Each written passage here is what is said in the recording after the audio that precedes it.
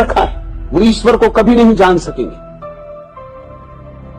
इस दुनिया में सबसे ज्यादा झूठे लोग वे आस्तिक जिन्होंने बिना तलाश किए, बिना खोजे, बिना किसी अन्वेषण के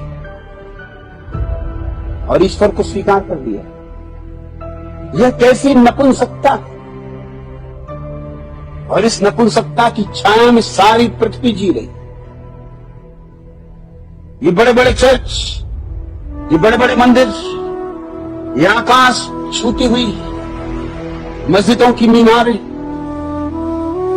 तुम्हारी नपुंसकता को छिपा रही हैं और कुछ भी नहीं। ये मंदिरों में बसते हुए घड़ियाल, ये मस्जिदों से उठती हुई अजाने, ये गिरजों में उठती हुई प्रार्थना, ये शिवालयों में जलती हुई धूप दीप,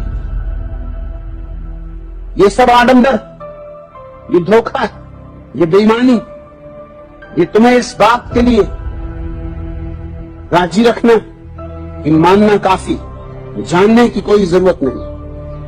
हर रविवार को चर्च हो आए इतना काफी। कभी कभी सत्यनारायण की कथा करवा ली, वो भी उधार पंडित, दो कौड़ी के आदमी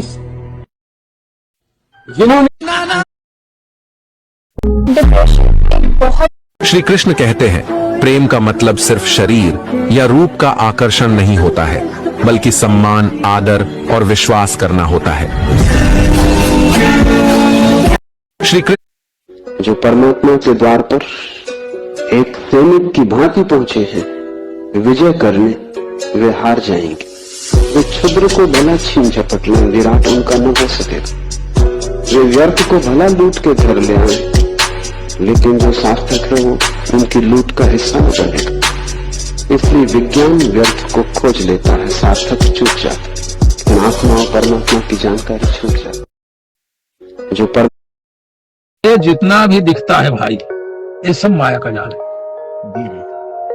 जितना भी हम आप देखते हैं, ये सब माया है और सूक्ष्म अंदर बैठा हुआ है जी। वो आपके अंदर मेरे असप्रभ हो हृदय अछत विकारी, उसका कभी नाश नहीं होता, कभी जलता नहीं होता नहीं। आप गीता वगैरह खोल के देख लो, किसी ज्ञानी से समझ लो, क्योंकि जल्दी अपने से पढ़ने से भी समझ में नहीं आता है। कृष्ण ने कहा प्रणिपातेन सेवया, आप उसको दंडवत करो, उसकी सेवा करो। जी जी, स्त्री हो, पुरुष हो, हिजड़ा हो, कोई भी हो, भक्ति सब कर सकता है।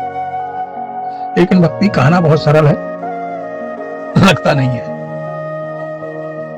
भक्ति तभी होगी जैसे बोला, सब कोई चीज की इच्छा ही ना हो। इच्छा इसी की हो कि ये कहाँ है, और इसको बनाने वाला जो है, इसका सब मालिक पूरे विश्व को बनाया है और सब में उसका अंश है। सूर्य एक दिखता है, हजारों घड़े दिख दो, हजारों घड़ों में सूर्य का प्रतिबिंब दिखता है कि नहीं दिखता है? जी महाराज जी, ये तो आप लोग पढ़े, अनुभव करो उसको।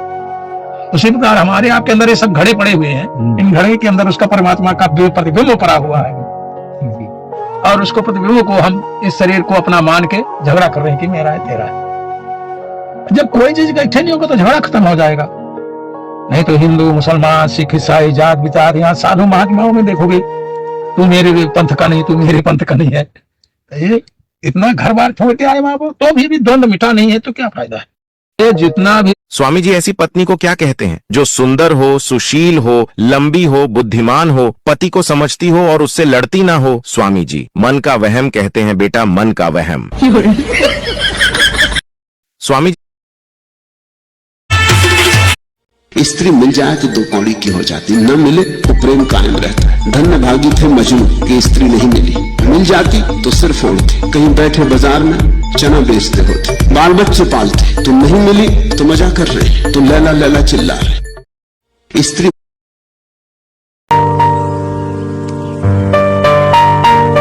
मर्द के पास रहने के लिए दूसरी औरत का घर हो तो उसे घर से निकालने की गलती नहीं करते।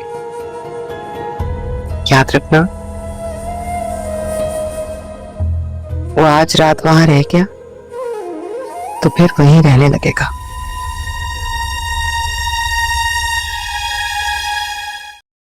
मर्द के पास भगवत गीता अध्याय 10 श्लोक 32। हे अर्जुन, सृष्टियों का आदि और अंत तथा मध्य भी मैं ही हूं। सृष्टि जहां से शुरू हुई अभी जो चल रही है, यानी कि मध्य, और एक दिन जब प्रलय आएगा और सब उसी ब्रह्म में विलीन हो जाएगा, यानी कि अंत। ये तीनों अवस्थाएं कृष्ण है। कृष्ण आगे कहते हैं कि मैं विद्याओं में आध्यात्म विद्या अर्थात ब्रह्म विद्या और परस्पर विवाद करने वालों का तत्व निर्णय के लिए किया जाने वाला वाद भी मैं ही हूं। हर विषय की अलग विद्या होती है। आध्यात्म विद्या अर्थात ब्रह्म विद्या यानी कि वो विद्या जो हमारी आत्मा का द्वार आध्यात्म की तरफ खोले, जिससे हमें ब्रह्म की प्राप्ति हो, वो कृष्ण है।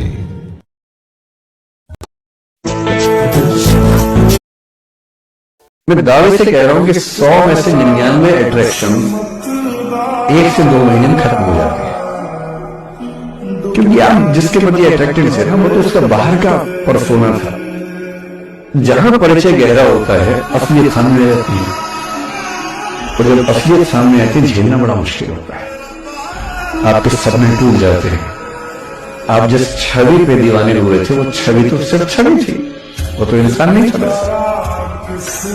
99% केसेस में मेरा ख्याल है कि अट्रैक्शन 1-2 महीने में समाप्त होता है। उसके बाद तो एक बोध है जो आप ढो रहे हैं। कभी कभी होता है कि दोनों का खत्म हुआ तो बहुत आसान है, कभी कभी किसी एक का खत्म होता है, एक का नहीं, वहां मानना मुश्किल हो जाता है। मैं दावे से कह रहा हूं कि 100 तू रूठा रूठा सा लगता है, कोई तरकीब बता मनाने की, मैं खुद को गिरवी रख दूंगी, तो कीमत बता मुस्कुराने की। आपने अगर कर्म अच्छे करें तो आप अपने घर में भी मर रहे हो ना, तो आपको आपके घर में भी मोक्ष की प्राप्ति मिल जाएगी। उसके लिए आपको यहाँ वहाँ ये काशी या वहाँ वहाँ आके मरने की जरूरत नहीं है। सब भ्रांतियां फैला रखी है सबने, पागल बना रखा है सबको। ऐसे मोक्ष की प्राप्ति नहीं होती है कि पाप कर लो सारी जिंदगी, कर्म खराब कर लो और मोक्ष की प्राप्ति बढ़ने के लिए काशी आ जाओ या गंगा में जाके नहा लो, जाओ वहां पे जाके डुबकी होगा मर जाओ तो मोक्ष की प्राप्ति हो जाएगी। आपने अगर कर्म अच्छे किसी की भलाई चाहते हो तो उससे मोह मत करो, और किसी रिश्ते में आग लगानी है तो उसमें मोह और आसक्ति ले आओ। मोह शुभ नहीं होता, मोह अच्छा मीठा नहीं होता। जो आपके पास के निकट के आपके प्यार के लोग होते हैं, मोह उन्हीं के लिए घातक हो जाता है। प्रेम है अगर किसी से तो मोह बिल्कुल मत रखना उससे। जिससे तुम जुड़ गए उसे बढ़ने कैसे दोगे? जिससे तुम ही चिपक गए उससे अब उड़ने कैसे दोगे? जवाब दो। मोह पता है ना क्या है? मोह ऐसा है कि बरगद का पौधा लेके उसको कुची कुची गमले में अपने शोनू शोनू कमरे के अंदर रखूंगी और रोज उसको किसी दिया करूंगी। देखो मैं कितना प्यार करती हूँ इससे, रोज किसी देती हूँ। वो मरा जा रहा है। मोह है तो क्या करोगे? कमरे में रखे रहोगे। प्रेम है तो क्या करोगे? उसे दूर वहां स्थापित करोगे जहां उसकी भलाई है, जहां उसकी जड़ें गहरी जा सके, जहां वो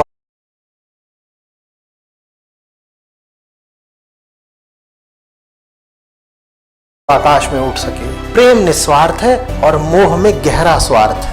ये अंतर है मोह और प्रेम में। किसी की यूं लोगों को देख के लगता होगा कि रॉल्स में चलता हूं,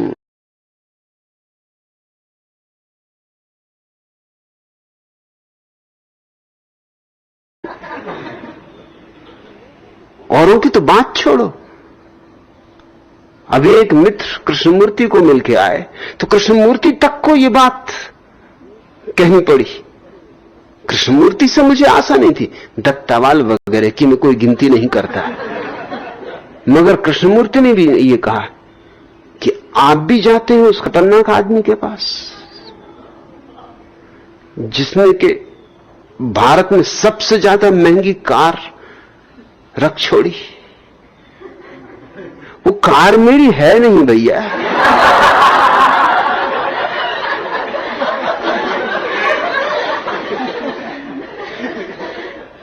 कार में बैठ गए तो तुम्हारी हो गई क्या?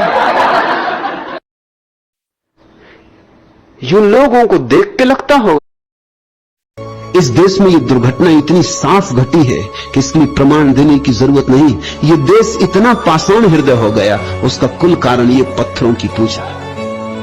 पत्थर को पूजोगे, पत्थर